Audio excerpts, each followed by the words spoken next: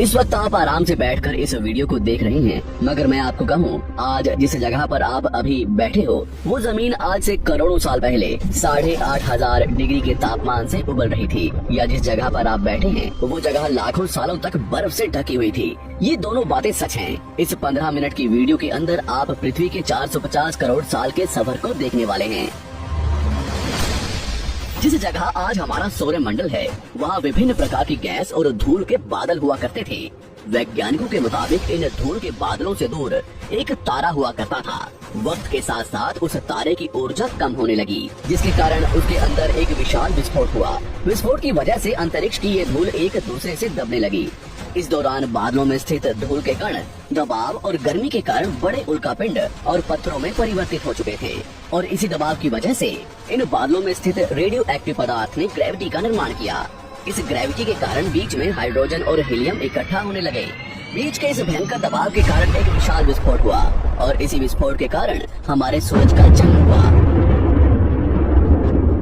अंतरिक्ष में फैले एस्ट्रॉयड यानी क्षुद्र ग्रहों में भारी वजन की वजह से सूरज के करीब आकर सूरज की परिक्रमा करने लगे। धीरे धीरे इन्हीं एस्ट्रॉयड में भारी टकराव हुआ, जिसके फलस्वरूप मरकरी, विनस, अर्थ और मार्स जैसे ग्रहों का निर्माण हुआ। वैज्ञानिकों के मुताबिक उस वक्त पृथ्वी और मार्स यानी मंगल ग्रह के बीच थिया नामक ग्रह सूरज की परिक्रमा किया करता था। पृथ्वी पर ग्रेविटी होने की वजह से सूरज की परिक्रमा करने वाले एस्ट्रॉयड अब पृथ्वी की परिक्रमा करने लगे, और धीरे धीरे करोड़ों सालों तक ये पृथ्वी पर गिरते रहे। और ऐसी घटना हमारे पड़ोसी ग्रह थिया पर भी हो रही थी, जिसके कारण थिया पृथ्वी के और करीब आने लगा और आकर पृथ्वी से टकराया। इस भयंकर टकराव की वजह से पृथ्वी के हिस्से कणों के रूप में अंतरिक्ष में फैल गए और एक रिंग्स की तरह पृथ्वी की परिक्रमा करने लगे। इन्हीं परिक्रमा करते हुए कणों में टकराव होने लगा, जिसके कारण हमारे चांद का निर्माण हुआ। उस वक्त पृथ्वी पर सिर्फ एक ही समुद्र हुआ करता था, और वो था 1900 डिग्री सेल्सियस की तापमान पर उबलते हुए लावे का। उबल रही थी वो सारी चीजें जिसे आज आप अलग अलग नाम से जानते हैं। वक्त के साथ साथ पृथ्वी धीरे धीरे ठंडी हो रही थी, जिसके कारण पृथ्वी के भारी तत्व जैसे धातु और रेडियो एक्टिव पदार्थ पृथ्वी के केंद्र में जाकर इकट्ठा हो गए, और हल्के पदार्थ पृथ्वी की सतह पर आ गए। लाखों सालों तक पृथ्वी पर उल्कापिंडों की बरसात हुई, और इन गिरते हुए उल्कापिंडों में जमा था नमक, मिनरल्स और पानी। करोड़ों सालों तक इन उल्कापिंडों की बरसात होती रही, और धीरे धीरे पृथ्वी की ऊपरी सतह पानी से ढकने लगी।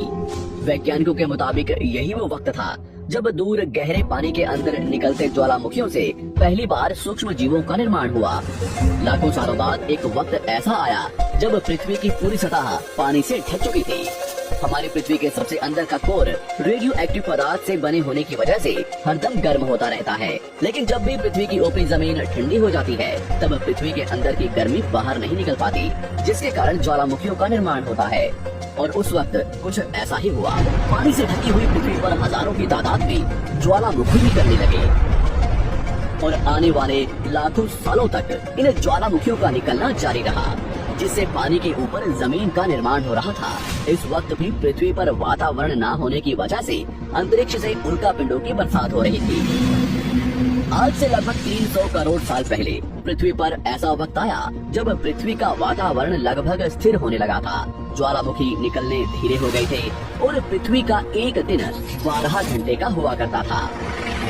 साल बीतते गए, और धीरे धीरे ये सूक्ष्म जीव विकसित होते गए और समूह में रहने लगे।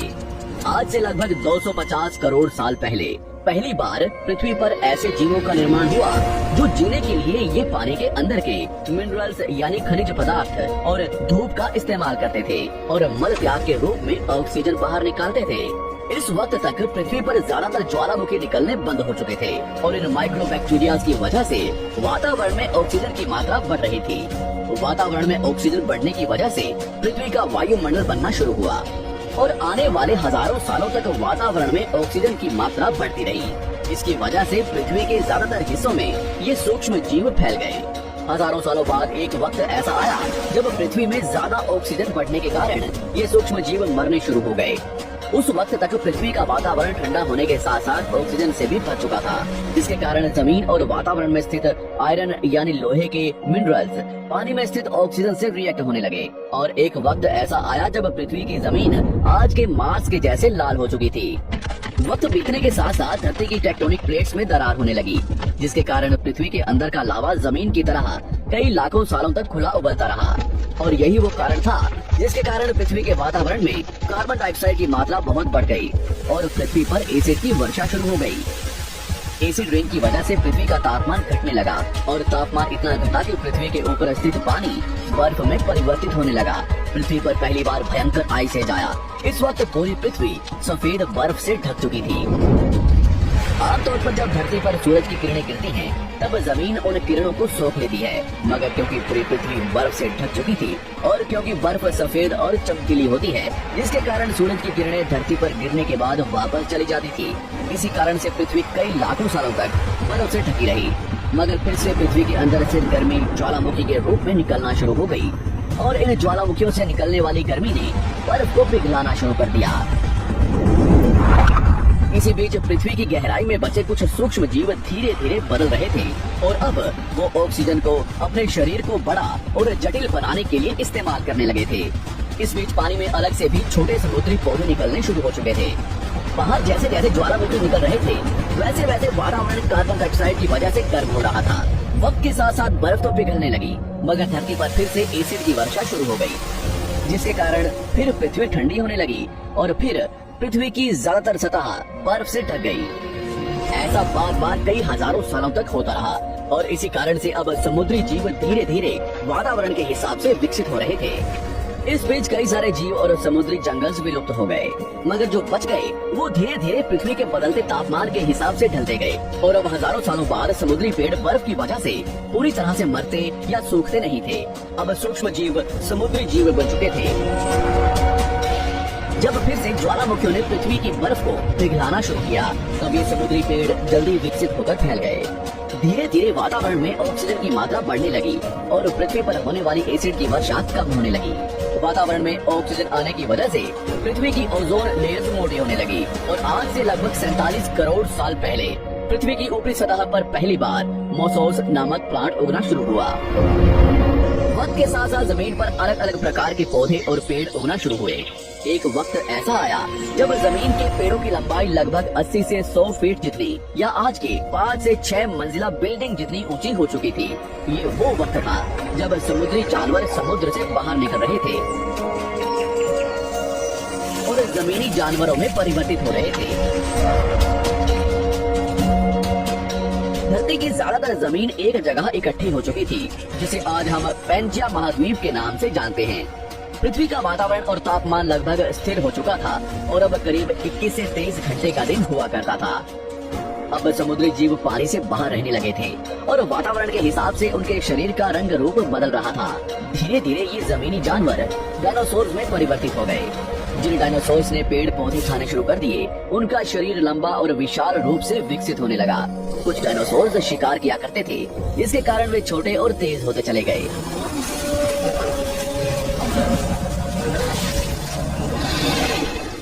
पृथ्वी की ऊपरी जमीन एक जगह इकट्ठी होने के कारण ज्यादातर जमीन रेगिस्तान और बंजर हो चुकी थी। ज्यादातर जंगल समुद्र के करीब हुआ करते थे, जिसमें डायनासोर्स रहा करते थे। आज से लगभग 20 करोड़ साल पहले पैंजिया महाद्वीप टूटना शुरू हो गया। पैंजिया के विभाजित होने की वजह से पृथ्वी की ज्यादातर ऊपरी जमीन पानी के संपर्क में आने लगी, जिसके फलस्वरूप पृथ्वी पर हरियाली बढ़ती गई। जिस वजह से डायनासोर्स और ज्यादा विभिन्न और विशाल होते चले गए। डायनासोर्स ने आने वाले लगभग 20 से 30 करोड़ सालों तक पृथ्वी पर राज किया। उस वक्त डायनासोर्स समुद्र से लेकर जमीन और आसमान तक पूरी पृथ्वी पर राज किया करते थे। इस दौरान अफ्रीका से टूटा भारत सीधे आकर आज के तिब्बत से टकराया और इस टकराव की वजह से हिमालय का निर्माण हुआ। आज से लगभग 6.5 करोड़ साल पहले पृथ्वी की तरफ आज के माउंट एवरेस्ट से भी बड़ा लगभग 4.5 लाख करोड़ किलो जितना वजनिया उल्का पिंड लगभग 80,000 किलोमीटर प्रति घंटे की स्पीड से पृथ्वी की तरफ आ रहा था। पृथ्वी की सतह को छूते ही उसमें भयंकर आग लगी और वो जलते हुए सीधा पृथ्वी से टकराया। इस टकराव से निकलने वाली ऊर्जा आज के 10 करोड़ परमाणु बम एक साथ फटने के बराबर थी। जहाँ ये उल्का पिंड गिरा, वहाँ के जानवर और पेड़ तुरंत भाप बनकर जल गए। गिरते ही पृथ्वी पर पूरी तरह धूल फैलने लगी। समुद्र में भयंकर बाढ़ आने लगी। भूकंप और आग ने पृथ्वी को जलाना शुरू कर दिया। कुछ ही घंटों में पूरी पृथ्वी के वातावरण में हानिकारक गैस और धूल की वजह से पृथ्वी नर्क हो चुकी थी। डायनासोर, भूकंप, आग और भूखमरी से पूरी तरह विलुप्त हो गए। इस वक्त हमारे पूर्वज जमीन के अंदर रहा करते थे, जिसके कारण वो इस विशाल प्रलय से बच गए। पृथ्वी का वातावरण पूरी तरह से काला और अंधेरा हो चुका था, जिससे धूप भी जमीन तक नहीं पहुंच पा रही थी। पृथ्वी के पेड़ और ज्यादातर जानवर विलुप्त हो गए। वातावरण में धूल और हानिकारक गैस के कारण पृथ्वी पर फिर से एसिड की वर्षा शुरू हो गई और फिर पृथ्वी ठंडी होकर बर्फ से ढक गई। लेकिन इस बार पृथ्वी की बर्फ लाखों सालों तक नहीं जमी रही और 80 से 90 हजार साल बाद ये बर्फ पिघलनी शुरू हो गई। जैसे ही धरती पर वातावरण फिर से पहले जैसा होने लगा, वैसे ही ये छोटे जीव जमीन से बाहर आना शुरू हो गए। उस वक्त पृथ्वी की बर्फ पिघलनी शुरू ही हुई थी, जिसके कारण अफ्रीका में घने ठंडे जंगल हुआ करते थे और इसी बीच ये जमीनी जीव बंदरों में परिवर्तित हुए। मगर जैसे जैसे पृथ्वी गर्म होने लगी, वैसे वैसे अफ्रीका के ये जंगल सूखने लगे। जंगल की चीजें खाने वाले बंदरों को खाने की कमी होने लगी। खाने की तलाश में इन बंदरों ने अपने पैरों पर चलना शुरू कर दिया, जिससे उन्हें दूसरे जानवरों का शिकार करने में मदद मिलती थी। धीरे धीरे बंदर एप्स यानी वानर में परिवर्तित हुए। खाने की तलाश में ये एप्स पृथ्वी के दूसरे हिस्सों में फैलने लगे और धीरे धीरे उनके शरीर का रंग रूप वहाँ के मौसम के हिसाब से बदलता गया। वक्त के साथ साथ हम आदिवासी बने। हमने हथियारों से लेकर आग का आविष्कार किया। हम धीरे धीरे इंसान के रूप में विकसित हुए। हमने धर्म से लेकर परिवार, भाषा और संस्कृति का निर्माण किया और वक्त के साथ साथ हम विकसित होते चले गए और आज हम इस पृथ्वी की सबसे विकसित प्रजाति बन चुके हैं। पृथ्वी को आज के जैसे बनने में लगभग 450 करोड़ साल का वक्त लगा है और हमें एक छोटे जमीन में रहने वाले जानवर से इंसान बनने में कई लाखों सालों का। मगर हमने इन 100 सालों में जितना पृथ्वी को गंदा और तबाह किया है, उतना आज तक किसी भी प्रजाति ने नहीं किया होगा। हम फिर से धरती को गर्म कर रहे हैं और कार्बन डाइऑक्साइड की मात्रा बढ़ा रहे हैं। वैज्ञानिकों का मानना है कि पृथ्वी पर फिर से विशाल परिवर्तन होने वाला है।